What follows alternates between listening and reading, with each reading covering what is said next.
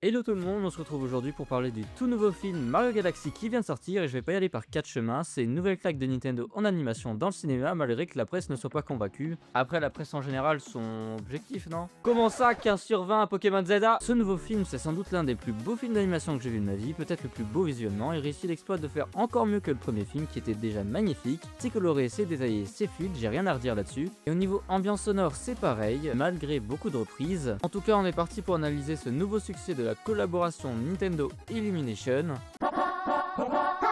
Let's go!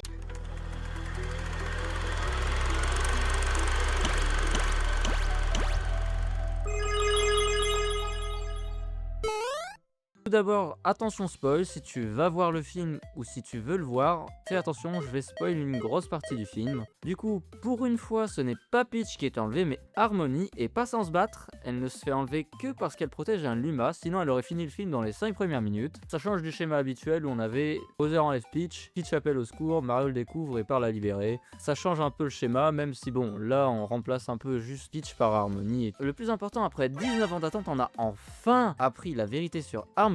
Le film nous révèle qu'elle est la grande sœur de Peach et qu'elles sont nées de poussière d'étoiles. C'est pas ultra clair mais ça donne leur origine. D'ailleurs cette révélation est cruciale car elle tue officiellement toutes les théories de voyage dans le temps qui disaient Mario et Peach pourraient être les parents d'Harmony. Au final c'est juste une histoire de famille.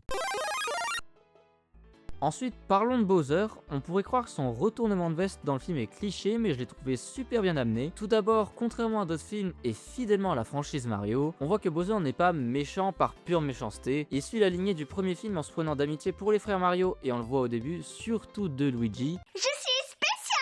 On le voit même hésiter et ou regretter à plusieurs reprises le mal qu'il fait à Mario, Luigi et à Peach. On le voit même raisonner Bowser Jr., son fils, pour qu'il ne tue pas les plombiers. Ensuite, même s'il redevient le roi des Koopas, c'est d'abord pour ne pas décevoir son fils. Bowser Jr., dont la voix ne colle d'ailleurs pas tout à fait au personnage à mon goût, c'est pas catastrophique du tout, mais je pense qu'il aurait pu avoir mieux. Ensuite, c'est aussi agréable de voir qu'il ne règne pas par la terreur, mais parce qu'il est vraiment aimé par son peuple. Donc, encore une fois, comme dans la franchise originale, c'est un père protecteur, encourageant, qui font dès que son fils l'appelle Papounet. Ça le rend très humain et encore plus attachant à mon goût. C'est peut-être même l'un des personnages, encore une fois, que j'ai le préféré du film, comme dans le premier. Il y a même eu plusieurs moments où je me suis pris d'attachement fortement à Bowser, au point que même s'il faisait du mal à Mario ou à Luigi, je le comprenais, voire je l'encourageais vu que c'était pour impressionner son fils.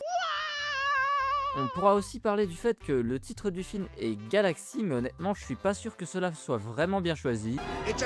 Ok, on a les planètes et les Luma, avec Harmony certes, mais on a vraiment énormément d'éléments des autres jeux. Pour faire une liste non exhaustive, on a le boss dragon de Mario Odyssey qui est présent, avec le royaume désert qui vient de ce jeu là aussi. On a l'apparition de Bowser Jr. avec les thématiques de peinture et les Pianta qui viennent de Mario Sunshine. On a la transformation Tanuki de Mario Bros 3, la cave de Mario World, les bébés Mario et Luigi de Yoshi Island, la scène d'ouverture de Mario 64 qui est refaite avec un twist différent, la forme de Bowser Jr. qui est carrément celle de Mario Wonder mais faite différemment, tandis que la planète Bowser, elle, avec son style d'attraction et les piafs viennent de 3D World. Ça fait vraiment beaucoup de références aux autres jeux, à tel point que je me demande si ça aurait pas été plus judicieux d'appeler juste le film Super Mario Bros 2 le film, plutôt que Super Mario Galaxy. Même si je suppose que c'est en grosse partie pour surfer de 1 sur la popularité de Mario Galaxy, et de 2 sur le fait que il n'y a pas longtemps, ils ont sorti la collection Mario Galaxy 1 plus 2. Dans mon cinéma personnellement, et je pense que je suis pas le seul, il y a eu avant le film des pubs pour les jeux justement Mario Galaxy. Je pense que c'est surtout une question marketing le nom du film plutôt qu'autre chose.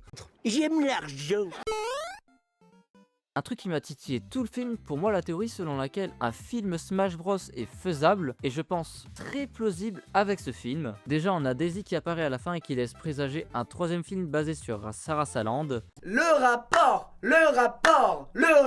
quel est le rapport? Elle sera sans doute le love interest de Luigi, mais surtout on a déjà plein de personnages de Mario présents dans Smash Bros qui sont présents dans les films actuellement. Mais surtout, d'abord on a beaucoup d'invités surprises dont Game & Watch qu'on voit et qui fait des mouvements qu'on voit dans Smash Bros grâce au pouvoir de la peinture. Ensuite on a une toute petite apparition des Pikmin qui viennent et qui disparaissent aussi vite. Et surtout on a Fox McCloud. La partie avec Fox McCloud est d'ailleurs super bien amenée, même pour ceux qui ne connaissent pas Star Fox, et la façon dont il est arrivé dans le monde de Mario pour être utilisé pour faire venir plein de personnages de tout l'univers Nintendo, voire bien plus. On voit aussi pendant 2 scènes Rob. Avec toutes ces apparitions, la voie est grande ouverte pour un film Smash Bros à mon goût, mais ce qui est bizarre c'est que pourtant Miyamoto a dit qu'aucun film en rapport avec la licence n'était en préparation, je vous avoue que je suis un peu entre soit il ment pour faire la surprise et il y a vraiment un film Smash Bros en préparation, ou est-ce qu'il y en a vraiment pas en préparation mais qu'ils en ont l'idée ou est-ce qu'ils en ont l'envie. Je vous avoue que là-dessus je ne suis vraiment pas sûr, mais moi je serais vraiment très hypé par un film Smash Bros. Je sais pas pour vous. D'ailleurs si tu aimes ce style de vidéo, n'hésite pas à t'abonner, on vise les 800 abonnés avant mai.